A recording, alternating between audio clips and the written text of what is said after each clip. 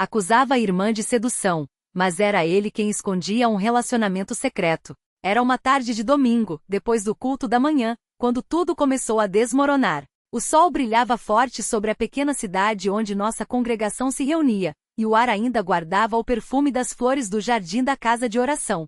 Eu estava sentado no banco de trás do carro, ao lado de meu irmão mais velho, Carlos, enquanto nosso pai dirigia em silêncio. Minha mãe, no banco da frente, olhava pela janela, como se pressentisse que algo não estava bem. Não sabíamos, mas aquele seria o dia em que Deus começaria a expor uma mentira que havia envenenado nossa família por meses. Tudo começou algumas semanas antes, quando Carlos, que sempre foi um irmão exemplar na fé, passou a agir de maneira estranha. Ele, que antes era tão solícito, começou a evitar olhares, a responder com secura e, pior, a lançar acusações contra nossa irmã mais nova, Ana.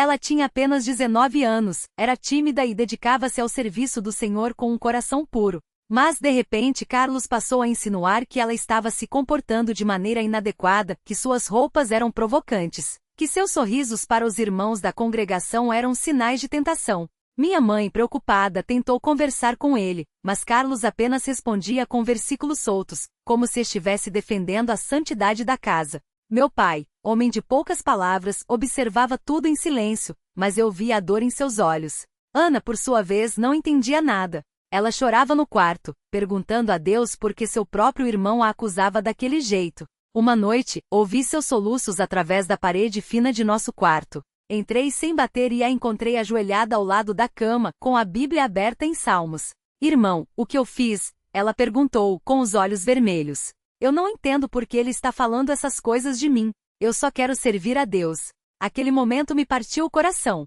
Eu não tinha respostas, mas prometi a ela que oraria para que Deus revelasse a verdade. As acusações de Carlos pioraram. Em uma reunião de jovens, ele chegou a interromper o irmão que liderava o estudo para dizer que algumas irmãs estavam usando a casa de oração como lugar de paquera. Todos olharam para Ana, que baixou a cabeça envergonhada. Eu sentia uma raiva crescendo dentro de mim, mas também uma estranha intuição de que havia algo mais por trás daquilo. Carlos não era assim. Algo o estava consumindo. Foi então que numa tarde, enquanto arrumava os bancos da casa de oração, encontrei um papel dobrado caído atrás do púlpito. Era um bilhete escrito à mão, com letra que não reconheci de imediato. Não posso mais esperar para te ver. Preciso de você. Encontra-me no mesmo lugar. Assinado apenas com um L. Meu coração gelou. Aquilo não era de Ana. E pelo tom, não era algo inocente. Guardei o papel no bolso, sem saber o que fazer. Naquela noite não consegui dormir. Ore a Deus em silêncio, pedindo direção. Senhor, se há algo errado, revela para mim. Não deixe que o inimigo destrua minha família. Dá-me sabedoria. De madrugada, levantei-me e fui até a sala, onde meu pai ainda estava acordado, lendo sua Bíblia à luz fraca da lamparina. Ele olhou para mim e, sem que eu dissesse nada, perguntou: Filho, o que você está escondendo? Contei-lhe sobre o bilhete. Meu pai, com sua calma habitual, apenas assentiu e disse: Deus está mostrando. Amanhã, vamos orar juntos. No dia seguinte, meu pai chamou Carlos para uma conversa no quintal. Eu fiquei escondido atrás da janela da cozinha, ouvindo. Filho, o que está acontecendo com você? Meu pai perguntou, com voz firme, mas cheia de amor. Carlos, a princípio, tentou se defender. Pai, o senhor não vê como Ana está se comportando? Ela precisa ser corrigida. Mas meu pai não se deixou enganar. Carlos, eu não estou falando de Ana. Estou falando de você. O que você está escondendo? Houve um longo silêncio. Então, Carlos começou a chorar. Pai, eu não queria. Eu não queria magoar ninguém. A confissão veio aos poucos, entre lágrimas e vergonha. Carlos estava envolvido com uma moça de fora da congregação, uma jovem que conhecera em um curso técnico. Eles se encontravam em secreto havia meses, e à medida que o relacionamento se aprofundava, a culpa o consumia. Em vez de confessar seu pecado e buscar ajuda, ele começou a projetar sua própria culpa em Ana, acusando-a do que ele mesmo fazia. Eu não conseguia mais olhar para mim mesmo, ele disse, com a voz quebrada. Então comecei a culpar os outros.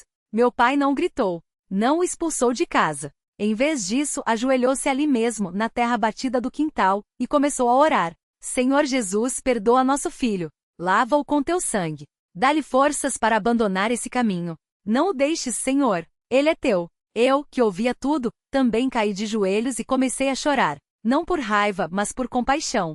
Aquele não era mais o Carlos que eu conhecia. Era um homem quebrantado, preso em suas próprias mentiras. Nos dias que se seguiram, a família se uniu em oração. Minha mãe, que sempre foi uma mulher de fé inabalável, jejuou e intercedeu por Carlos como nunca. Ana, que poderia ter guardado rancor, escolheu perdoar. Irmão, eu também preciso de perdão, ela disse a Carlos com lágrimas nos olhos. Vamos buscar a Deus juntos. Aqueles foram dias de muita dor, mas também de uma graça que só o Senhor poderia dar. Carlos, por sua vez, teve que enfrentar as consequências. Ele confessou seu pecado ao irmão que presidia nossa congregação, que o recebeu com amor, mas também com a seriedade que a palavra exige. Por um tempo ele foi afastado de certas responsabilidades na casa de oração, não como punição, mas como um tempo de restauração. O Senhor disciplina a quem ama, o irmão lhe disse. E foi exatamente isso que aconteceu. As noites de oração em família se tornaram mais intensas. Lembro-me de uma madrugada em que todos estávamos reunidos na sala, cantando hinos e clamando a Deus. Carlos, de joelhos com as mãos levantadas, chorava sem parar. Senhor, eu não quero mais essa vida. Tira esse fardo de mim. Eu quero te servir de verdade. Minha mãe orava em línguas, meu pai lia salmos em voz alta, e eu sentia o Espírito Santo encher aquele lugar. Foi uma das noites mais santas que já vivi. Com o tempo, Deus começou a restaurar. Carlos rompeu todo o contato com aquela moça e dedicou-se a buscar a Deus com um coração sincero. Não foi fácil. Havia dias em que a tentação voltava, e ele tinha que lutar contra os pensamentos. Mas ele aprendeu a correr para Deus em vez de esconder seus erros. Cada vez que sinto fraqueza, eu oro, ele me disse certa vez. Porque sozinho eu não consigo. Ana, que havia sido tão injustiçada, floresceu na fé. Ela começou a participar mais ativamente dos cultos, cantando e testificando do perdão de Deus. Sua humildade e amor tocavam a todos. Deus usou até isso para o meu bem, ela dizia. E era verdade. Sua fé se tornou mais forte, e muitos irmãos se aproximaram dela para aprender sobre o perdão. Quanto a mim, aprendi uma lição que nunca esquecerei. O pecado não se esconde para sempre. Cedo ou tarde, Deus traz tudo à luz. Mas também aprendi que quando há arrependimento verdadeiro, Ele é fiel para perdoar e restaurar. Nossa família poderia ter se desfeito naquele tempo. Poderia ter havido ódio, divisões, palavras duras que nunca mais se apagariam. Mas, pela graça de Deus, escolhemos o caminho da oração, do perdão e da restauração. Hoje, anos depois, quando olho para trás, vejo a mão de Deus em cada detalhe. Vejo como Ele usou até mesmo um bilhete perdido para expor a verdade. Vejo como Ele quebrou Carlos não para destruí-lo, mas para salvá-lo. Vejo como Ele deu a Ana um coração capaz de perdoar. E vejo como Ele nos ensinou como família, que a única maneira de vencer as batalhas é de joelhos com as mãos levantadas para Ele. Não sei se aquele que lê este relato já passou por algo parecido.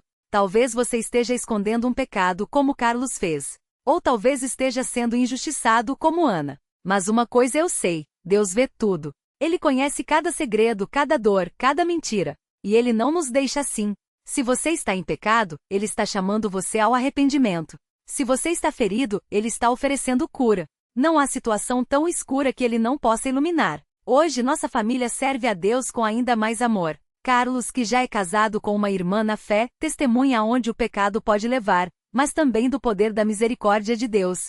Ana, agora uma jovem mulher cheia do Espírito, canta nos cultos com uma voz que toca os corações. E eu aprendi que nas horas mais escuras Deus está trabalhando. Mesmo quando não entendemos, mesmo quando a dor parece insuportável, Ele está lá, tecendo sua vontade perfeita. Que este relato seja um lembrete. Não há mentira que Deus não possa expor, nem coração que Ele não possa curar. Basta nos rendermos a Ele. Basta confessarmos nossos pecados e crermos que seu sangue nos purifica de toda injustiça. Porque no final não são as nossas forças que nos salvam. É a sua graça. E ela é suficiente. Quando penso naqueles dias difíceis, me vem à memória uma noite em que Carlos, depois de muito resistir, finalmente caiu em si. Não foi um momento de desespero, mas de quebra. Ele estava no quarto, sozinho, depois de mais uma discussão com os irmãos da igreja.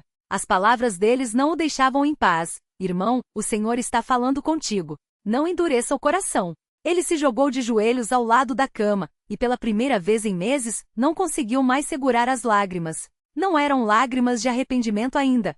Eram de cansaço, de ver que não dava mais para fugir. Mas Deus, que conhece até o pensamento mais escondido, começou ali mesmo a trabalhar nele. Foi então que ele se lembrou de um culto de anos atrás, quando o irmão mais velho havia testemunhado sobre a misericórdia de Deus. O irmão falará: o Senhor não nos quer na lama, mas nos seus braços. O pecado nos afasta, mas a confissão nos traz de volta. Aquelas palavras que na época pareciam apenas mais um testemunho, agora ecoavam como um chamado direto do céu. Carlos sentiu algo estranho, uma mistura de medo e alívio. Medo de enfrentar o que havia feito, mas alívio por saber que ainda havia esperança. Ele pegou a Bíblia que estava na cabeceira, poeirenta de tanto tempo sem ser aberta, e deixou-a cair aberta em suas mãos. Seus olhos pararam em Salmos 32, bem-aventurado aquele cuja transgressão é perdoada, cujo pecado é coberto. Enquanto eu guardava silêncio, os meus ossos se consumiam. O meu gemido não cessava dia e noite. Confessei-te o meu pecado e a minha maldade não encobri, disse. Confessarei ao Senhor as minhas transgressões.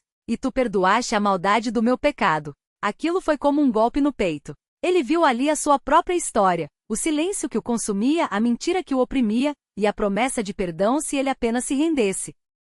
Mas ainda havia uma batalha. O inimigo não desiste fácil. Enquanto Carlos orava, vieram à sua mente todas as desculpas. Já faz tanto tempo. Ninguém precisa saber. Deus já perdoou. Não preciso contar para os irmãos. Mas o Espírito Santo não o deixou em paz. Ele sentiu uma voz suave, mas firme no seu coração. Meu filho, a verdade te libertará. Não é para os homens que você vai confessar, é para mim. Mas a mim você não pode enganar. Foi então que ele entendeu. Não adiantava pedir perdão a Deus e continuar vivendo na mentira. A verdadeira confissão exige humildade, e humildade exige ação. No domingo seguinte, Carlos chegou cedo à igreja. Não falou com ninguém, apenas sentou-se no último banco com a cabeça baixa. Quando o culto começou e os irmãos cantavam Lava-me, Senhor, e serei mais alvo que a neve, ele não conseguiu segurar mais. Levantou-se tremendo, foi até a frente e diante de todos caiu de joelhos. Não precisou dizer nada, os irmãos já sabiam que algo grave estava acontecendo. O irmão que presidia o culto parou a música e se aproximou. Filho, o que há no teu coração? Carlos, com a voz quebrada, começou a confessar tudo. Não foi fácil. Cada palavra saía como se arrancada de dentro dele. Mas à medida que falava, sentia um peso saindo, como se correntes estivessem se partindo. Os irmãos não o julgaram. Não houve gritos nem acusações. Houve silêncio, oração e lágrimas. Alguns se aproximaram e impuseram as mãos sobre ele, clamando por misericórdia. Outros choravam, não por ele, mas por si mesmos, lembrando de suas próprias lutas. Aquilo não era um momento de vergonha, mas de restauração. Porque na igreja do Senhor, quando um irmão cai, não é para ser pisoteado, mas para ser levantado. Ana, que estava presente, não sentiu ódio ao vê-lo ali. Sentiu sim uma dor profunda, mas também uma certeza: Deus estava agindo. Ela orou em silêncio: Senhor, se tu o perdoaste, quem sou eu para não perdoar? Mas Pai, me dá forças, porque ainda dói. E Deus ouviu. Não tirou a dor de uma vez, mas deu a ela a capacidade de suportá-la sem amargura. Porque o perdão não é um sentimento, é uma escolha. E Ana escolheu, dia após dia, entregar aquilo nas mãos do Senhor. Nos dias que se seguiram, Carlos foi disciplinado pela igreja, como manda a palavra. Não foi um castigo, mas um tempo de restauração. Ele não podia participar dos cultos por um período, nem exercer qualquer ministério. Mas os irmãos não o abandonaram. Visitavam-no, oravam com ele, traziam-lhe a palavra. Um irmão mais velho, que já havia passado por provações semelhantes, disse-lhe: Irmão, o Senhor permite que caiamos para nos ensinar que não podemos ficar de pé sozinhos. Agora você sabe, ou é com ele, ou não é. Aquelas palavras ficaram gravadas no coração de Carlos. Enquanto isso, Ana continuou sua jornada. Não foi fácil. Havia dias em que as lembranças vinham como ondas, ameaçando afogá-la. Mas ela aprendeu a clamar: Senhor, eu não posso, mas tu podes. Toma esta dor e transforma em algo que te glorifique. E Deus foi fiel. Pouco a pouco, a amargura foi dando lugar a uma paz que ela não entendia, mas aceitava como domingo. Em um culto de oração, ela se levantou e testemunhou: Irmãos, eu pensei que nunca mais conseguiria confiar em ninguém. Mas Deus me mostrou que não preciso confiar nos homens, preciso confiar nele. E isso basta. O tempo passou e a vida seguiu.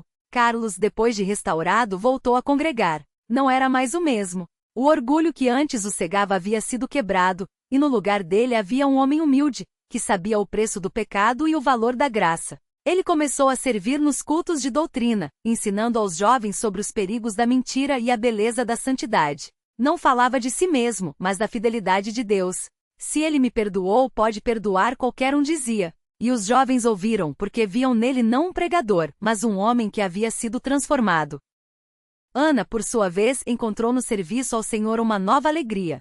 Começou a visitar irmãs mais novas na fé, compartilhando com elas como Deus a sustentara nos momentos mais difíceis. Não falava do que havia sofrido com detalhes, mas do que Deus havia feito. O Senhor não nos promete um caminho sem dor, mas promete estar conosco em cada passo. Suas palavras tinham peso porque vinham de uma vida que provara a fidelidade de Deus.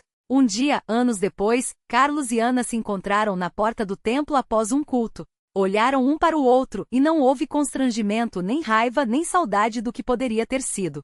Houve apenas um sorriso triste, mas cheio de paz. Deus é bom, não é, irmão? Disse Ana. Carlos assentiu, com os olhos úmidos. Ele é mais do que bom. Ele é fiel. E seguiram seus caminhos, cada um com sua própria história, mas ambos com o mesmo Senhor. Hoje, quando vejo essa família e Carlos, sua esposa, seus filhos, Ana, seu marido, sua casa, vejo o que só Deus pode fazer. Onde havia traição, agora a lealdade. Onde havia mentira, agora a verdade. Onde havia dor, agora a gratidão. Não foi fácil, não foi rápido, mas foi real, porque Deus não trabalha com aparências.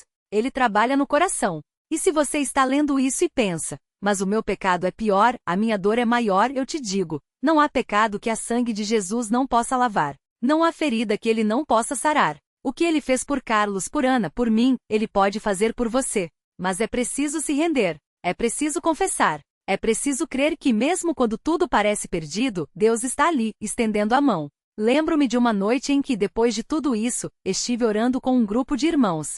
Um jovem recém-chegado à igreja perguntou: como sabemos que Deus realmente perdoa? Um irmão mais velho, que havia passado por muitas provas, respondeu: filho, nós sabemos porque ele mudou a nossa vida. Não é uma teoria, é uma experiência. Você quer provar? Entregue-se a ele de verdade. Você vai ver. E é isso. Não é sobre palavras bonitas, nem sobre teorias. É sobre uma vida transformada. É sobre joelhos dobrados em arrependimento e mãos levantadas em adoração.